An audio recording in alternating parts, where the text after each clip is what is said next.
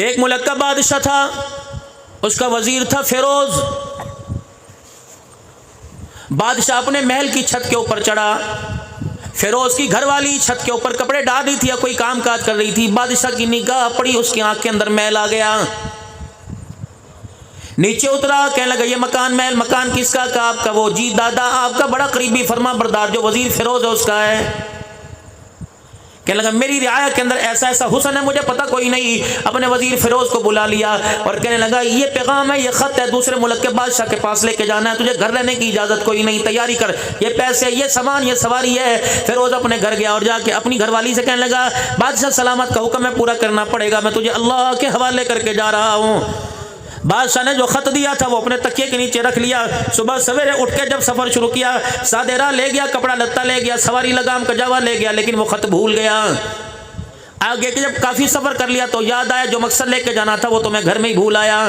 واپس پلٹ کے آیا، اتنی دیر میں بادشاہ فیروز کے دروازے پر آ گیا اور دروازے پر آ کر دستک دی۔ اندر سے غیرت والی نے پوچھا کون ہے؟ کہنے لگے بادشاہ ہم تیری مہمان نوازی کے میزبانی کے لیے آئے ہیں۔ وہ کہنے لگی کون ہو؟ دروازہ کھول، رعایا تھی، دروازہ کھول دیا، بادشاہ سلامت اندر جا کے بیٹھ گئے اور جوتے اتار کے پاؤں پہ پاؤں رکھ کے مسہری کے اوپر بیٹھ گئے۔ گھر والی کہنے لگی آپ نے تو اپنے وزیر کو کام کاج پہ بھیجا ہے، آپ اللہ والو آپ یہاں کیوں آگے؟ اب بادشاہ کہہ کر ہم اپنا جی ٹھنڈا کرنے کے لیے آج آپ کے مہمان بن کے آئے ہیں، بتاؤ ہماری مہمان نوازی کیا کرو گی؟ عورت غیرت والی تھی، سمجھ گئی، دو باتیں کی۔ کہنے لگی ٹھیک ہے، کپڑا بھی تیرے حوالے، جسم بھی تیرے حوالے اور حسن بھی تیرے حوالے، ساری چیزیں تیرے حوالے، لیکن ہم نے بڑوں سے سنا ہے شیر کبھی کتوں کا شکار نہیں کیا کرتا ہے، ہم تو تیری رعایا ہیں، تیرے کتے ہیں۔ بادشاہ نے آنکھیں کھول کے دیکھا، اس نے کہا میں نے اپنے بڑوں سے سنا ہے شیر کبھی کتنا بھی بھوکا ہو جائے کسی کا جھوٹا نہیں کھاتا ہے۔ شیر ہوتا ہے جنگل کا بادشاہ۔ بادشاہ کی غیرت جاگی، اتنا شرمندہ ہوا، جوتوں چھوڑ کے اللہ اکبر اس کے گھر سے چلا گیا۔ اتنی دیر میں میرے عزیز و وزیر آیا اور کہنے لگا، گھر والی کہنے لگی کیا ہوا؟ کہ خط و تکیے کے نیچے بھول گیا۔ جلدی سے وزیر آیا، تک وہ تکیے کے نیچے سے خط اٹھانے لگا، نیچے بیٹھا تو بادشاہ کے جوتوں پہ نظر پڑ گئی۔ انا للہ و انا الیہ راجعون زبان سے نکل گیا۔ بیوی کو چھیتا کوئی نہیں، طلاق کوئی نہیں، ڈنڈے نہیں مارے، کاروکاری نہیں کیا، عزت کے نام پر بیوی کی چھری نہیں ماری، ذبح نہیں کیا، گولی نہیں ماری، چپ کر کے کہنے لگا مجھے تحقیق ہی کوئی نہیں، اصل حقیقت کیا ہے، چپ کر کے چلا گیا۔ جب وہاں سے واپس آیا تو بادشاہ سلامت کو خط کا جواب دیا، ساز و سامان ملا اور بادشاہ سلامت نے ہدیہ طائف کپڑا پیسہ دیا۔ گھر آیا، بیوی سے کہنے لگا یہ تیرے لیے کپڑے لے کے آیا بازار سے خرید کے، بادشاہ سلامت نے کب پیسے دیے تھے، بڑے دن ہو گئے تو اپنے ماں باپ کے گھر نہیں گئی، میں تجھے اپنے ماں باپ کے گھر، تیرے ماں باپ کے گھر چھوڑ آؤں۔ وہ کہنے لگی اس سے اچھی کیا بات ہے، خود بیوی کو چھوڑ کے آیا، وعدہ تھا آج کل پرسوں ترسوں کے اندر لینے آ جائے گا، لیکن مہینے گزر گئے اپنی بیوی کو لینے نہیں آیا۔ بیوی حیران پریشان تھی، میرے بغیر رات نہیں گزارتا، پتہ نہیں کیا بات ہے، کیوں چھوڑ کے چلا گیا۔ اس نے اپنے بھائیوں کو اللہ اکبر اپنے سسرال بھیجا تاکہ اپنے بہنوئی سے جا کے مل کے آؤ، بہنوئی سے ملاقات کی۔ وہ کہنے لگا جہاں ہے حفاظت کے ساتھ ہے، میں اسے واپس نہیں لے کے آؤں گا۔ اس نے کہا یہ کوئی بات ہے، وجہ نہیں بتاتا، نافرمانی کی، گستاخی کی، زبان درازی کی، اچھی بھلی نیک سیرت ہے، نیک صورت حجت گزارے تو کیوں چھوڑ رہا ہے؟ انہوں نے کہا بس صحیح ہے۔ انہوں نے کہا تیری شکایت ہم قاضی سے کریں گے۔ دونوں بھائی قاضی کے پاس چلے گئے، پتہ کی بات ذرا زور سے توجہ سے سمجھنا، دونوں بھائی قاضی کے پاس چلے گئے۔ بادشاہ کے قاضی کے سامنے بھائیوں نے کہا جی بلا وجہ ہماری بہن کو چھوڑ دیا، لینے نہیں آتا، طلاق بھی نہیں دیتا۔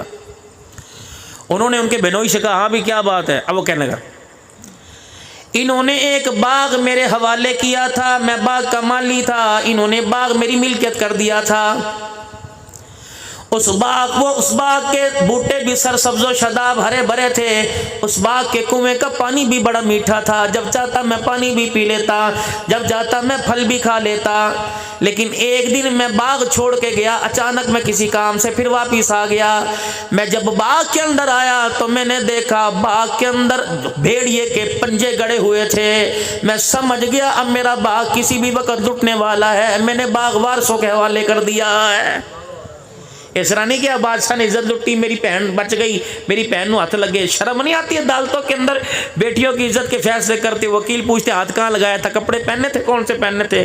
اس وقت اندر بھی پجامے میں کچھ پہننا تھا، چڈا پہننا تھا، نہیں پہننا تھا؟ اس وقت بھائی کہاں تھے بتا، لٹایا تھا، کھڑا کیا تھا، ڈوب نہ مرے، اللہ کا آسمان زمین پر نہ گر جائے۔ ایسے عدالتوں کے اندر یہ فیصلہ ہو رہا ہے۔ قاضی کو ساری بات بھی سمجھا دی، نہ بادشاہ کا ذکر کیا نہ اپنی بہن کا ذکر آیا۔ کہ انہوں نے باغ حوالے کیا تھا، شکاری نے، بھیڑیے نے پنجے گاڑے، میں پریشان، میں مالی ہوں، میں باغ کی حفاظت نہیں کر سکتا، میں نے وارثوں کے حوالے کر دیا۔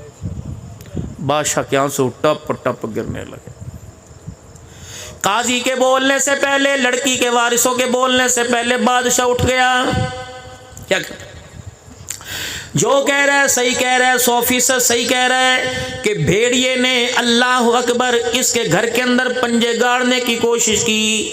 بھیڑیا نادم اور ناکام ہو کے واپس لوٹ آیا، کیونکہ غیرت اور کردار کی باڑ اس کے گھر کے دائیں بائیں بڑی مضبوط لگی ہوئی تھی۔ غیرت کی باڑ تھی، بڑی مضبوط تھی۔ بھیڑیا ناکام ہو کے آیا۔ اب بادشاہ اگلی بات کہنے لگا کہ مالی سے کو اپنا باغ اپنے حوالے کر لے، نہ اس کا پانی کھارا ہوا، نہ اس کا پھل داغدار ہوا۔ کیسے پیارے لوگ تھے۔ یا تو پنچایتوں کے اندر بیٹیوں کے فیصلے ہوتے ہیں، تیری نہیں پڑھناونی، تیری نہیں پڑھنا، میرے چاند یہ پگے باندھ کے تم یہ فیصلے کرتے ہو۔ یہ تو چادر چار دیواری کی بات تھی، اس عورت کے زندگی کے فیصلے کرتے ہو جس کی پاؤں کی جتی پر بھی مالک کے کائنات نے پردہ ڈال رکھا ہے، جس کے نام پہ بھی پردہ ڈال رکھا ہے۔